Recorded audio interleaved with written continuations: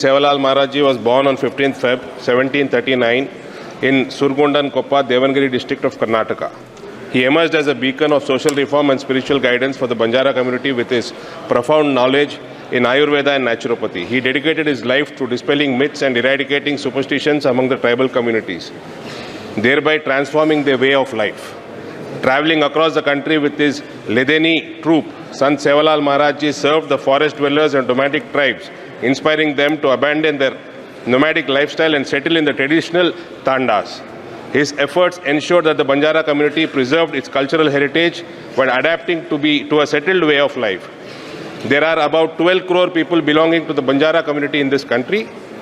Today, his legacy resonates in states like Karnataka, Tamil Nadu, Andhra Pradesh, Telangana, Maharashtra and Madhya Pradesh, where his birth anniversary is celebrated with great reverence every February.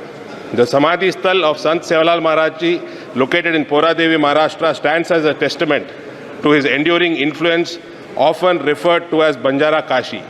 His life's work is eliminating atrocities. His dedication to public service and humanitarian causes continue to inspire generations.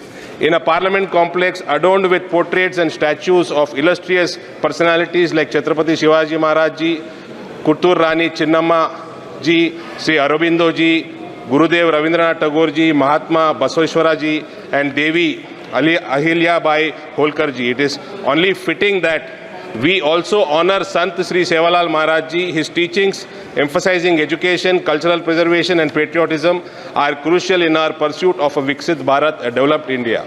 By installing a statue of Sant Sri Sevalal Maharaj Ji in the Parliament complex, we not only pay homage to a great guru revered by a Banjara community and beyond, but also reaffirm our commitment to the values he championed. Let us celebrate his contributions and ensure his legacy continues to inspire and guide us towards a brighter future. Jai Sevalal, Jai Jai Sevalal. Shri Asaduddin Owaisi जी। मोहतरम speaker साहब, हज committee में जो corruption चल रहा है उसके बारे में मैं आपके सामने जिक्र करना चाह रहा हूं। हज कमेटी के सीईओ का अपॉइंटमेंट का एडवर्टाइजमेंट 3/11/2023 को दिया गया था। उसके बावजूद भी एक परमानेंट सीईओ को अपॉइंट नहीं करने की वजह से हज कमेटी में जो हाजी हिंदुस्तान से सऊदी अरब जाते हैं, वहां पर जो करप्ट ऑफिशियल है सब स्टैंडर्ड बिल्डिंग का सिलेक्शन करते हैं और हमारे हिंदुस्तान के हाजियों को बड़ी तकलीफ हुई। सीईओ नहीं रहने की वजह से वहां के अहदेदारों ने मीना, मुजदलफा, अरफात में कंपनी को जो दिया जाता है हाजियों की खिदमत के लिए, उनसे पैसे लिए। प्राइवेट टूर ऑपरेटर सर, उनका लाइसेंस रिन्यू नहीं किया जाता जब तक एक एक हाजी के ऊपर 1-1 लाख रुपया रिश्वत नहीं दी जाती उन ऑफिशियल्स को। मैं आपको ये बता रहा हूं कि इन ऑफिशियल्स का 8 साल से मिनिस्ट्री में है, सीएसएस रूल्स के खिलाफ है, ट्रांसफर नहीं होता। एक अहदेदार को सस्पेंड टर्मिनेट कर दिया गया, उसके रिश्तेदार दिल्ली में काम कर रहे हैं 50-60 हजार तनख्वाह पर। गैर जरूरी तौर पर मुंबई में 35 लोगों को निकाल दिया गया नौकरी से। मेरा आपके जरिए से हुकूमत से मुतालबा है कि सीबीआई के जरिए हज कमेटी करप्शन की इंक्वायरी करवाई जाए, उन तमाम ओहदेदारों को हटाया जाए और आखिर में सर प्राइवेट टूर ऑपरेटर्स के लिए गवर्नमेंट एक सिस्टम बनाए ताकि इन प्राइवेट टूर ऑपरेटर्स को करप्शन से बचाया जाए। हज कमेटी से जो गरीब हिंदुस्तान के हाजी जाते हैं उनको तकलीफ से बचाया जाए, मेरा हुकूमत से मुतालबा है। Giving me this opportunity in the 0 hour, I want to speak about developing a national program for cancer screening. I'm a trustee on a cancer hospital, which is a non-profit in Hyderabad, and I see the amount of cost that it takes to treat cancer. But unfortunately, our screening at an India level is far lower than it should be. Our cervical cancer screening rate is about 1% of the population, and breast cancer screening rate is about 2%. Whereas countries like the US, we're screening about 70-80% for cervical and breast cancer.